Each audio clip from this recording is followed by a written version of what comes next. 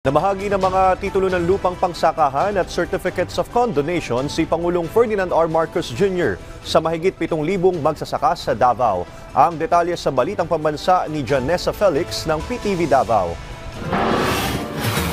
Nagpasalamat ang mga Agrarian Reform Beneficiaries o ARB sa Davao Region sa programa ng Marcos Jr. Administration na mabigyan ng sariling lupa ang mga magsasakang Pilipino. Matapos ang distribution ng land titles at certificates of condonation with release of mortgage sa Region 11, kung saan naging benepisyaryo ang 7,558 ARBs na mayroong total amount of debt condoned na mahigit sa 500 million pesos. Mismong si President Ferdinand Bongbong Marcos Jr. ang nanguna dito. Gusto ng presidente na mabigyan ng sariling lupa ang mga magsasakang Pilipino, lalo na ang mga higit na nangangailangan. Narito ako upang ipamahagi ang mga sertipikong magpapalaya sa ating mga Agrarian Reform Beneficiary sa inyong pagkakautang sa lupang pang-agraryo. Inorganisa ito ng Department of Agrarian Reform Region 11, kung saan malaking tulong ito na maiangat ang buhay ng mga Agrarian Reform Beneficiaries. Sa Region 11, magkakaroon ng initial distribution ng 9,058 cockrooms, kung saan meron itong 6,951 Agrarian Reform Beneficiaries. Nabinipisyuhan dito ang Davao del Norte, Davao de Oro at Davao Oriental.